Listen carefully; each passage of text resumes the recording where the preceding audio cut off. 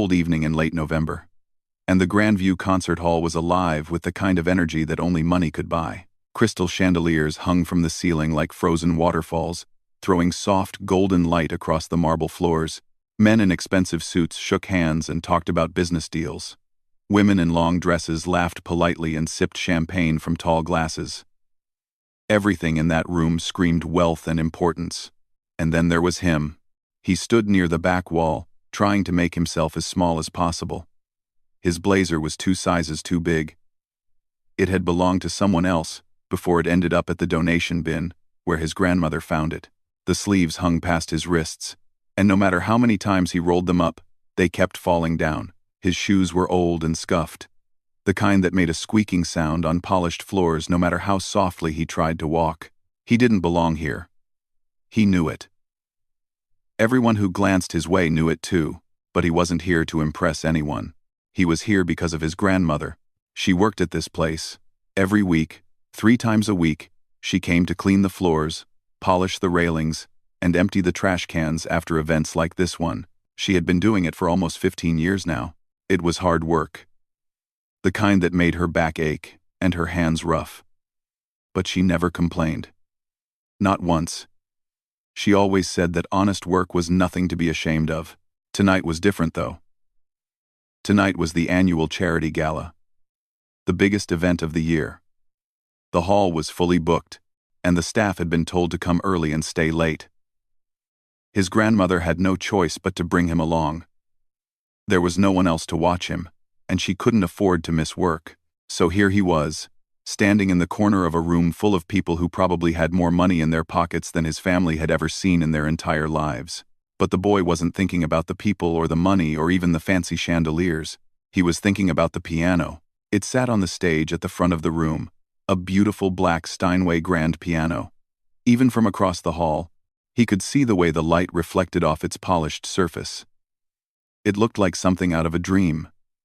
He had seen pianos before, of course. There was one at his school, but it was old and out of tune, and students weren't allowed to touch it. There was also one at the community center a few blocks from his apartment, but it was always locked behind a glass case. This one was different. This one was real. This one was alive. He had heard about this piano from his grandmother.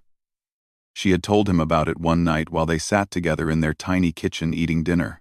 She described how the musicians would come and play it during big events, how the music would fill the entire hall and make everyone stop and listen.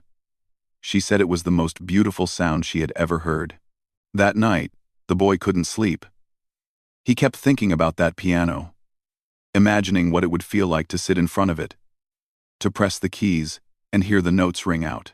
From that moment on, he begged his grandmother to take him to see it. Just once, just so he could look at it with his own eyes. And now, finally, he was here. The problem was, he wasn't supposed to be anywhere near the stage.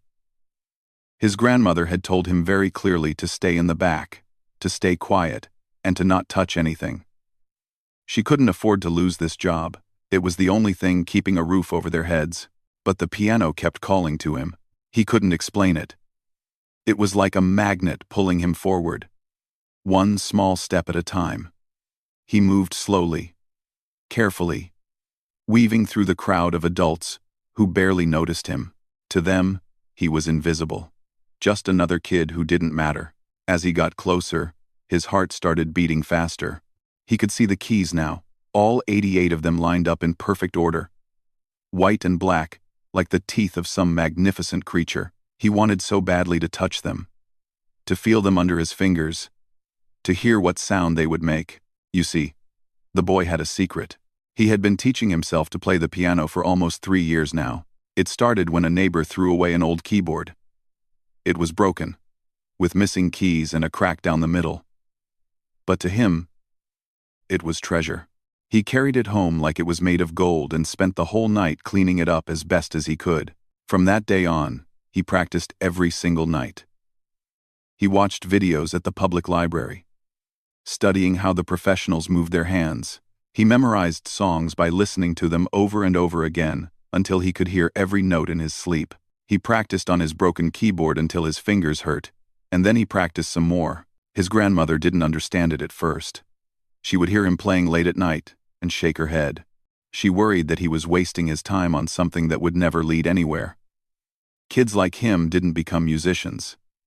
Kids like him grew up to work hard jobs just like she did. But over time, something changed. She started to notice that, when he played, even on that broken old keyboard, there was something special about it, something that made her stop whatever she was doing and just listen. She couldn't explain it, but she felt it deep in her chest, like the music was speaking directly to her heart. She never told him this, though. She didn't want to give him false hope. The world was hard enough already. Back in the concert hall, the boy had made it almost all the way to the stage. He was so close now that he could smell the polish on the piano's surface. His fingers tingled with excitement. Just one touch. That's all he wanted, just to feel those keys under his hands, even for a second. He reached out, and that's when a heavy hand landed on his shoulder. He spun around and found himself looking up at a large man in a security uniform. The man's face was stern, his eyes cold. "What do you think you're doing?" the guard asked, his voice low but sharp. The boy's mouth went dry. He tried to speak, but no words came out. A few guests nearby had stopped their conversations to watch. He could see them looking at him, at his oversized blazer and his scuffed shoes. And he knew exactly what they were thinking. He could see it in their eyes. The judgment. The dismissal. He didn't belong here. One woman leaned toward her husband and whispered something. The husband smirked. Another man shook his head slowly, like he was watching something pathetic. The boy felt his face grow hot with embarrassment. He wanted to disappear, to sink into the floor and never come back up. And then, from across the room, he heard a familiar voice call his name. It was his grandmother. She was rushing toward him, her cleaning uniform still on, her face a mixture of fear and worry. When she reached him, she grabbed his arm gently but firmly. "I am so sorry," she said to the guard, her voice shaking slightly. "He's with me. He won't cause any trouble, I promise." The guard looked at her, then back at the boy. After a long moment, he let go of the boy's shoulder. "Keep him away from the stage," he said flatly. "This isn't a playground." The grandmother nodded quickly and pulled the boy away, back toward the shadows at the edge of the room. But as he walked away, the boy couldn't help but look back at the piano one more time. And in his heart, he made a silent promise to himself. One day, he would play it. He just didn't know that day would come much sooner than he ever expected. The boy stayed close to his grandmother for the next hour, just like she asked. He didn't wander off. He didn't cause any trouble. He just stood there, quietly, watching and waiting, his eyes drifting back to the piano every few minutes like he couldn't help himself. The gala was in full swing now. Guests moved around the room, laughing and chatting about things the boy didn't understand. Stock markets, vacation homes, private schools with names that sounded like they belonged in movies. These people lived in a completely different world than he did. His grandmother had gone back to work, carrying trays and cleaning up after the guests. Every now and then, she would look over at him and give him a small nod, just to make sure he was okay. He always nodded back. He didn't want her to worry, but inside, his heart was still racing. He couldn't stop thinking about what had happened earlier, how close he had been to that piano, how badly he had wanted to touch it. The security guard's words still echoed in his head. This isn't a playground. The way those people had looked at him still burned in his chest. He tried to push the feelings away, but they kept coming back. Around 9 o'clock, something strange started to happen. The host of the event, a tall man in an expensive gray suit, kept checking his watch. At first, it was just a glance here and there. But as the minutes passed, the glances became more frequent. His smile started to look forced. His movements became restless. The boy noticed it before anyone else did. He had always been good at reading people. When you grew up the way he did, you learned to pay attention to the little things. The way someone's jaw tightened, the way their eyes darted around the room, the way their voice changed when they were nervous. Something was wrong, and then the whispers started. At first, it was just a few people near the front of the room. But soon, the whispers spread like ripples in a pond. The boy caught bits and pieces of what they were saying. Where is he?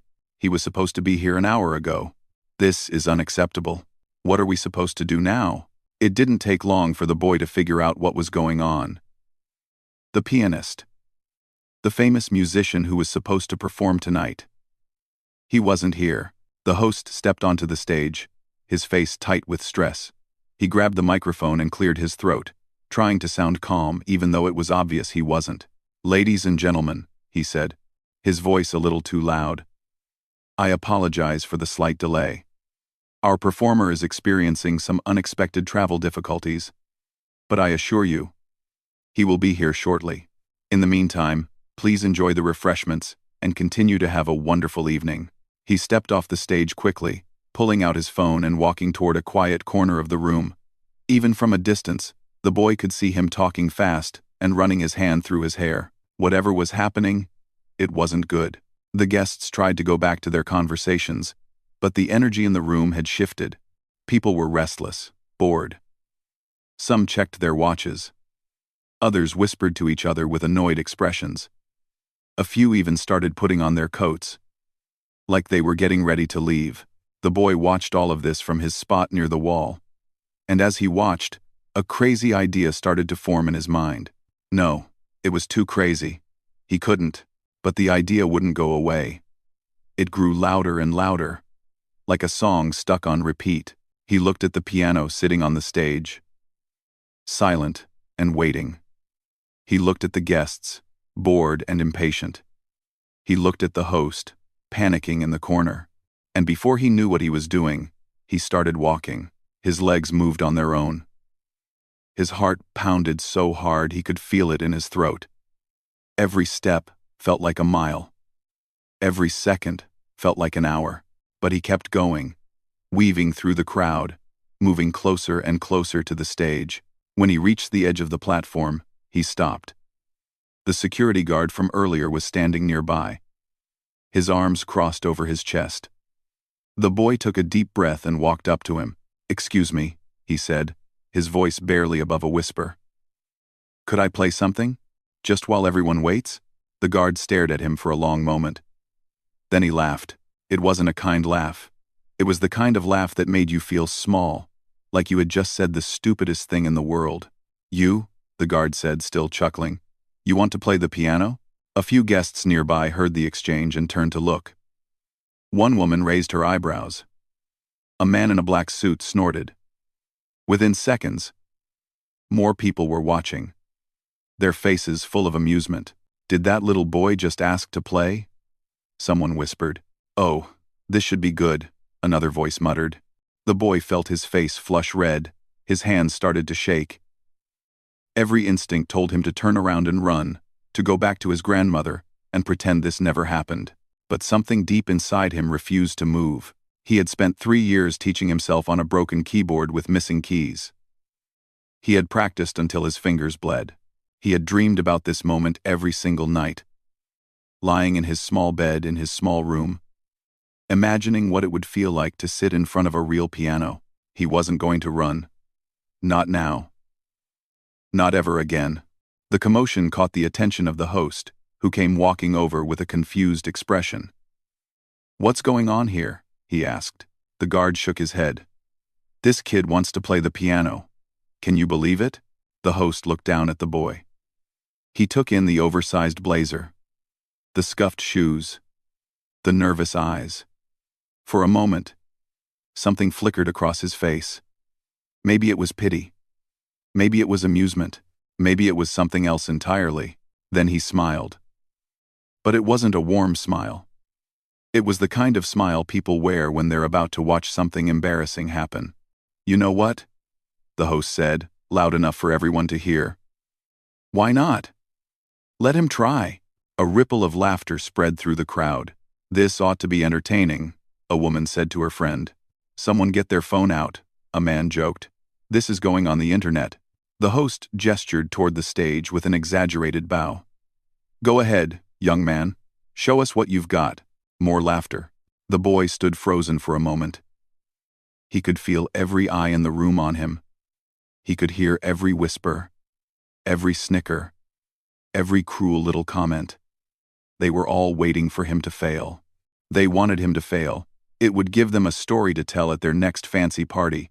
The poor little kid who thought he could play piano. From across the room, his grandmother watched with wide, horrified eyes. She started pushing through the crowd, trying to reach him before it was too late. But the boy was already moving. He climbed the steps to the stage, his worn sneakers squeaking against the polished wood. The sound echoed through the hall, and a few people giggled. He walked across the stage, feeling smaller with every step, until he reached the piano. It was even more beautiful up close. The black surface gleamed under the lights.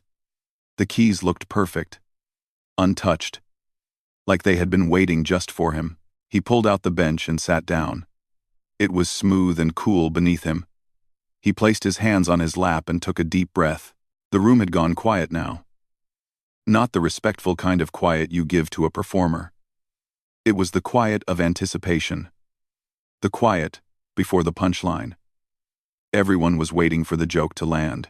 Somewhere in the back, someone coughed. Someone else whispered something that made a small group burst into muffled laughter. The boy closed his eyes. He thought about his grandmother and how hard she worked every single day just to keep them going. He thought about his broken keyboard at home, the one he loved more than anything in the world. He thought about all the nights he had stayed up late, practicing the same songs over and over until he got them right. He thought about every person who had ever looked at him and seen nothing, every teacher who had ignored him, every kid who had made fun of his clothes, every adult who had dismissed him before giving him a chance. He opened his eyes, and he began to play. The first note floated through the air like a whisper. It was soft, gentle, almost too quiet to hear. A few people in the crowd shifted in their seats, leaning forward slightly, waiting for the boy to mess up, waiting for the moment they could laugh out loud and shake their heads at the silly child who thought he could play. But then came the second note, and the third, and the fourth, and suddenly the room changed. The boy's fingers moved across the keys like water flowing over stones. There was no hesitation, no stumbling, no awkward pauses, just pure, beautiful music pouring out of the piano and filling every corner of the grand hall. He was playing one of the most difficult pieces ever written for piano. It was a composition by a famous classical composer. The kind of piece that professional musicians spent years trying to master. The kind of piece that required not just skill, but soul. And this 12-year-old boy, in his oversized blazer and worn-out shoes, was playing it like he had been born to do nothing else. At first, the audience didn't know how to react. A woman in the front row blinked several times, like she was trying to make sense of what she was seeing. A man near the bar slowly lowered his drink, his mouth hanging open. The security guard who had laughed at the boy just minutes ago stood frozen, his arms still crossed but his expression completely blank. No one was laughing anymore. The music grew louder, more powerful. The boy's small hands danced across the keyboard, hitting every note with perfect precision. His eyes were closed, his body swaying gently with the rhythm. He wasn't just playing the piano. He was speaking through it, telling a story that words could never capture. It was the story of his life. The low, heavy notes in the beginning spoke of struggle, of long nights in a tiny apartment, of a grandmother who worked her fingers to the bone just to put food on the table, of a boy who felt invisible, who walked through the world like a ghost that no one wanted to see. Then the music shifted. The notes became lighter, faster, climbing higher and higher like a bird taking flight. This was hope. This was the dream that had kept him going through all the hard times. The dream of sitting in front of a piano just like this one, of making music that could touch people's hearts. And then came the storm. The boy's fingers flew across the keys with impossible speed, filling the hall with waves of sound that crashed over the audience like thunder. This was anger. This was frustration. All the times he had been ignored. All the times he had been told he wasn't good enough. All the times people had looked at him and seen nothing but a poor kid with no future. But just as quickly as the storm had come, it began to fade. The music softened, slowed, became gentle again. And now there was something new in the notes. Something warm and tender. Forgiveness. Not for the people who had doubted him, Not for the world that had tried to push him down, but for himself. For all the times he had believed the lies. For all the moments he had almost given up. The audience sat in complete silence. No one moved. No one whispered. No one even seemed to breathe. They were completely, utterly captivated. In the back of the room, the boy's grandmother stood with her hand pressed over her mouth. Tears streamed down her face, leaving wet trails on her cheeks. She had heard him play before, many times, on that old broken keyboard in their apartment. But this was different. This was something she had never witnessed. This was magic. She thought about all the nights she had come home exhausted from work, her back aching and her feet sore, only to hear the sound of music coming from his room. At first, she had worried.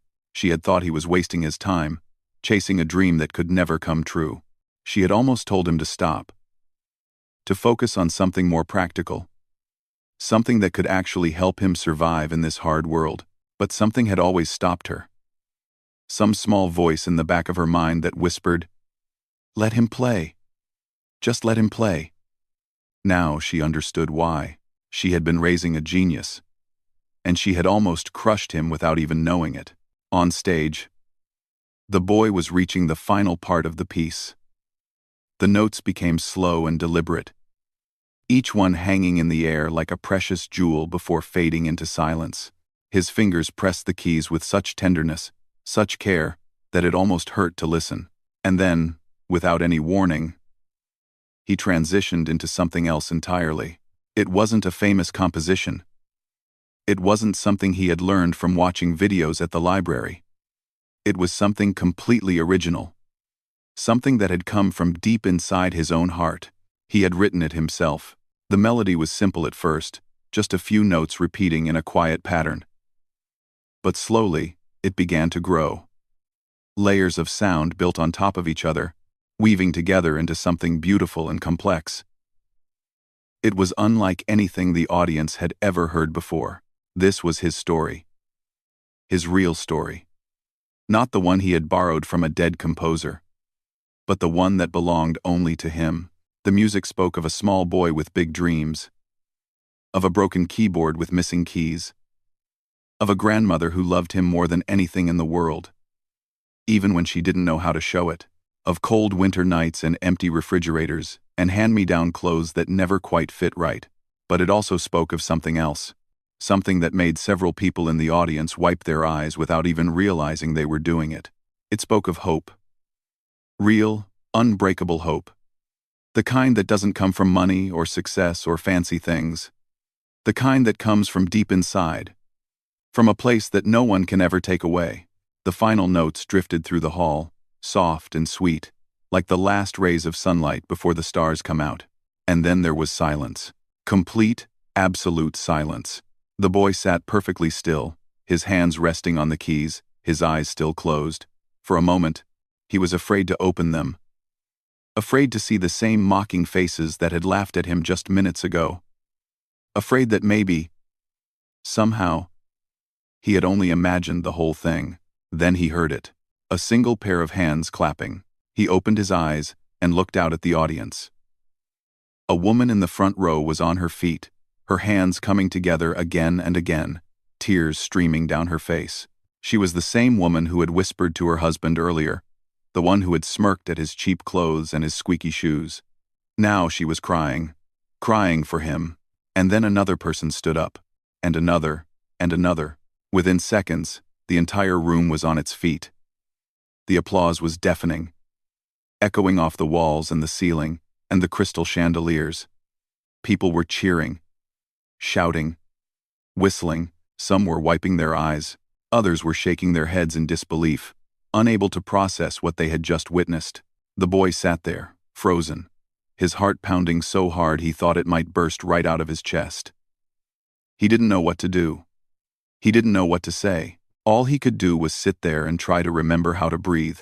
From the back of the room, his grandmother pushed through the crowd, her face wet with tears but glowing with pride. When their eyes met, she smiled at him. A real smile. The kind he hadn't seen in a very long time. And in that moment, The boy understood something important. He had walked into this room as a nobody. A poor kid in borrowed clothes who didn't belong. A joke that everyone was waiting to laugh at. But now, everything was different. Now, they were all standing for him. And this was only the beginning. The applause seemed to go on forever. The boy sat at the piano, his hands still resting on the keys, his heart beating so fast he could hear it pounding in his ears. All around him, people were clapping, cheering, some even crying. These were the same people who had laughed at him just minutes ago, the same people who had expected him to fail. Now they were standing for him. Every single one of them. He didn't know what to do. He had never experienced anything like this before. In his wildest dreams, he had imagined playing on a stage like this. But he had never imagined what would come after. The noise, the attention, the overwhelming feeling of being seen by so many eyes at once. His grandmother pushed through the crowd and climbed the steps to the stage. She didn't care about the fancy people watching, or the rules she might be breaking. She just needed to reach her grandson. When she got to him, she wrapped her arms around him and held him tight, tears streaming down her face. "I'm so proud of you," she whispered into his ear. So proud." The boy hugged her back, burying his face in her shoulder. In that moment, all the fear and nervousness melted away. He was safe. He was loved. And for the first time in his life, he felt like he truly mattered. The host of the gala stood near the edge of the stage, watching the scene unfold. His face was pale, his expression unreadable. Just a short while ago, he had invited this boy to play as a joke. He had expected a few clumsy notes, some awkward stumbling, maybe a quick laugh before security escorted the kid away. Instead, he had witnessed something extraordinary. He thought about all the money he had spent on tonight's event, the expensive decorations, the gourmet food, the famous pianist he had hired to impress his wealthy guests. None of it had mattered.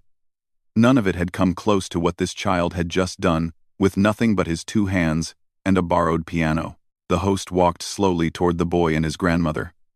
When he reached them, he cleared his throat, trying to find the right words. "I owe you an apology," he said quietly. The grandmother looked up at him, her eyes still wet with tears. The boy turned to face him too, unsure of what to expect. "I shouldn't have let them laugh at you," the host continued. "I shouldn't have treated you like a joke. What you just did, I've never seen anything like it. And I've been hosting these events for over 20 years. He paused, his voice thick with emotion. "You have a gift, young man, a real gift, and I would be honored to help you share it with the world." Before the boy could respond, there was a commotion near the entrance of the hall. The crowd parted, and a man in a long black coat came walking through. He was tall and elegant, with silver hair and sharp eyes that seemed to take in everything at once. It was the famous pianist, the one who was supposed to perform tonight, the one whose flight had been delayed for hours. He had finally arrived. But instead of rushing to the stage to begin his performance, he stopped in the middle of the room and looked around with a confused expression. Something was different. The energy in the hall was not what he had expected. People were buzzing with excitement, whispering to each other, glancing toward the stage with looks of wonder on their faces. "What happened?" he asked a woman standing nearby. "What did I miss?" The woman turned to him, her eyes still red from crying. "You missed a miracle," she said simply. "A little boy just played the most beautiful music I've ever heard in my life." The pianist frowned. "A little boy? What do you mean?" Someone showed him a phone. On the screen was a video that a guest had recorded just minutes earlier. The pianist watched in silence as the boy's fingers danced across the keys, filling the hall with sound that seemed to come from another world. When the video ended, the famous musician stood perfectly still. His face had changed. The confusion was gone, replaced by something else entirely, something that looked almost like reverence. Without saying a word, he walked toward the stage. The crowd parted for him, watching with curiosity. The boy and his grandmother saw him coming and stepped aside, assuming he was there to finally begin his own performance. But the pianist didn't sit down at the piano. Instead, he stopped right in front of the boy and looked at him for a long moment. "How old are you?" he asked. 12, sir," the boy answered quietly. "And who taught you to play like that?" The boy hesitated. Nobody, sir. I taught myself. The pianist's eyebrows rose. You taught yourself? On what instrument? A broken keyboard. It has missing keys. I found it in the trash. For a moment, the famous musician said nothing. He just stared at the boy, his mind clearly racing. Then, slowly, he shook his head. I have performed on stages all over the world, he said, his voice carrying across the silent hall. I have played for kings and presidents and audiences of tens of thousands. I have studied music my entire life, and I am telling you right now, in front of all these people, that I have never heard anyone play with as much heart and soul as this child. A murmur rippled through the crowd. The pianist turned to face the audience. Do you understand what you just witnessed tonight? This boy taught himself to play on a broken keyboard with missing keys. No lessons. No teachers. No expensive music schools. Just pure, raw talent and an unbreakable spirit. He turned back to the boy, and his expression softened. I would like to teach you, he said. If you'll let me. I want to help you become everything you're meant to be. The boy's eyes went wide. He looked at his grandmother, who was crying again, her hand pressed over her heart. She nodded at him, unable to speak. I don't know what to say. The boy stammered.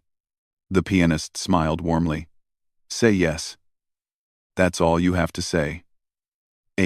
Before the boy could answer, the host stepped forward.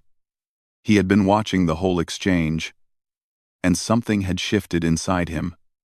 The guilt he felt for how he had treated this child was overwhelming. He needed to make it right. I want to help too, the host announced. I will personally pay for this young man's entire musical education. Whatever he needs. Instruments, lessons, school, living expenses, all of it. Consider it my way of apologizing for how I behaved tonight. The crowd erupted into applause once again. People were cheering, clapping, some even shouting words of encouragement. The boy stood in the middle of it all, completely overwhelmed. Just a few hours ago, he had been invisible. A poor kid in borrowed clothes, standing in the corner of a room where he didn't belong. Nobody had looked at him twice. Nobody had cared that he existed. Now, some of the most powerful and wealthy people in the city were offering to change his life. A world-famous musician wanted to be his teacher. Strangers were crying tears of joy for him. It was too much to process, too much to believe. His grandmother pulled him close and whispered in his ear, "This is your moment, baby. Everything you've worked for. Everything you've dreamed about. It's all coming true." The boy looked out at the sea of faces watching him. He saw the woman who had smirked at his clothes, now smiling at him with genuine warmth. He saw the security guard who had laughed at him, now clapping along with everyone else. He saw the host who had treated him like a joke, now offering to fund his entire future. They had all doubted him, every single one of them, but he had never doubted himself. He thought about his broken keyboard at home, the one with the missing keys that he had rescued from the trash. He thought about all the nights he had practiced until his fingers hurt, teaching himself songs note by note, refusing to give up no matter how hard it got. He had always believed that someday, somehow, his chance would come, and now it was here. He looked at the famous pianist, then at the host, then at his grandmother. He took a deep breath, feeling the weight of the moment settle over him like a warm blanket. "Yes," he said softly. "I'll do it." The room exploded with cheers. And somewhere deep inside, the boy made himself a promise. No matter how far he went or how much success he found, he would never forget this night. He would never forget the people who doubted him, because they had taught him something valuable. They had taught him that the only person who gets to decide what you're worth is you. The morning after the gala, the boy woke up in the same small bed, in the same small room, in the same tiny apartment he had always known. For a moment, he wondered if the whole thing had been a dream. The piano, the music, the standing ovation, it all felt too big, too impossible to be real. But then his grandmother knocked on his door, and he knew everything had changed. She was holding her old phone in her trembling hands, her eyes wide with disbelief. Someone at the gala had recorded his performance and posted it online. Overnight, the video had spread like wildfire. Thousands of people had watched it. Then tens of thousands. Then hundreds of thousands. By the end of that first day, over 2 million people had seen the boy play. The comments poured in from all over the world. People from countries he had never even heard of were writing messages, saying his music had made them cry, saying they had never heard anything so beautiful, saying he was a gift, a miracle, a once-in-a-generation talent. The boy didn't know how to process any of it. He just sat on his bed, staring at the screen, watching the numbers climb higher and higher. It didn't feel real. None of it felt real. But it was only the beginning. Within a week, the video had been viewed over 50 million times. News stations started calling. Reporters showed up at their apartment building, wanting interviews. The story of the boy who silenced a room full of wealthy strangers with nothing but a piano and a dream captured the hearts of people everywhere. And then the offers started coming. Music schools from across the country reached out, offering full scholarships. Famous teachers wanted to take him on as a student. Concert halls invited him to perform. Record labels asked about signing him. It was like a tidal wave that just kept growing bigger and bigger. And the boy had no idea how to swim. Through it all, his grandmother stayed by his side. She handled the phone calls. She read through the letters. She protected him from the people who only wanted to use him for money or fame. She made sure he ate his meals and got enough sleep and remembered that he was still just a 12-year-old kid. No matter what the world was saying about him. One evening, about a month after the gala, the two of them sat together in their little kitchen. The same kitchen where she had first told him about the piano at the concert hall. The same kitchen where he had dreamed about playing it someday. She reached across the table and took his hand. "I need to tell you something," she said quietly. "Something I should have told you a long time ago." The boy looked at her, waiting. "When you first brought that broken keyboard home," she continued, "I thought you were wasting your time. I thought you were chasing something that could never happen for someone like us. I almost told you to throw it away. I almost told you to give up." Her voice cracked, and she paused to steady herself. "But I didn't. And do you know why?" The boy shook his head. "Because when I heard you play, even on that broken old thing with missing keys, I felt something I hadn't felt in years." She smiled through her tears. "I felt hope. You gave me hope, baby. You gave me a reason to believe that maybe, just maybe, good things could still happen to people like us." The boy squeezed her hand, his own eyes filling with tears. "I'm so proud of you," she whispered. "Your mother and father would be so proud of you too." He didn't talk about his parents much. They had passed away in an accident when he was very young, too young to remember their faces clearly. His grandmother had raised him ever since, giving up everything to make sure he had a roof over his head and food in his stomach. She was the only family he had, and he loved her more than anything in the world. That night, he made her a promise. No matter where his music took him, no matter how famous he became or how much money he made, he would never forget where he came from. He would never forget the woman who had sacrificed everything for him. And he kept that promise. The years that followed were like something out of a fairy tale. He accepted a scholarship to one of the most prestigious music schools in the country. He studied under teachers who had trained some of the greatest pianists in history. He practiced for hours every single day, pushing himself harder and harder, always striving to be better. But he never let success change who he was. He still called his grandmother every night before bed. He still visited her whenever he could, sitting with her in that tiny kitchen and telling her about his life. And when he finally made enough money, the very first thing he did was buy her a new home. A real home, with a big backyard and a garden where she could grow flowers. She cried when she saw it. Happy tears. The kind of tears that come when a dream you never dared to dream suddenly comes true. 10 years after that night at the gala, the boy who had once been invisible stood backstage at one of the most famous concert halls in the world.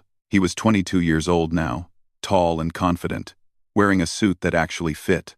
In just a few minutes, he would walk out onto that stage and perform for a sold-out crowd of thousands. But before he did, he took a moment to remember. He remembered the broken keyboard with the missing keys.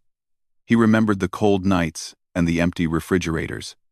He remembered the security guard who had laughed at him, the guests who had smirked at his clothes, the host who had let him play as a joke. He remembered how it felt to be nobody, to be invisible, to be dismissed before he even had a chance. And he smiled, because all of that had led him here. When he finally walked out onto the stage, the applause was deafening. Thousands of people rose to their feet, cheering for him before he had even played a single note. But he barely heard them. His eyes were focused on one person sitting in the front row, his grandmother. She was wearing a beautiful dress, the nicest thing she had ever owned. Her hair was done up, and she was smiling so wide it looked like her face might break. When their eyes met, she gave him a small nod, the same nod she used to give him back at the gala, when he was just a scared little boy standing in the corner. He nodded back. Then he sat down at the piano, took a deep breath, and began to play. The music that filled the hall that night was unlike anything the audience had ever heard. It was powerful and gentle, sad and joyful, all at the same time. It told the story of a boy who had come from nothing, who had been laughed at and dismissed, but who had never stopped believing in himself. When the final note faded into silence, there were tears in almost every eye in the room. The standing ovation lasted nearly 10 minutes. Later that night, during an interview, a reporter asked him what advice he would give to young people who were chasing their dreams. He thought for a moment before answering. "Don't let anyone tell you what you can or can't do," he said. "People will laugh at you. They'll doubt you. They'll say you're not good enough. But that's just noise. The only voice that matters is the one inside your own heart. If that voice tells you to keep going, then keep going, no matter what." He paused, his eyes glistening. "And never forget where you came from. Never forget the people who believed in you when no one else did, because success means nothing if you don't have someone to share it with." In the front row of the concert hall, his grandmother wiped her eyes and smiled. She had always known he was special, and now the whole world knew it too.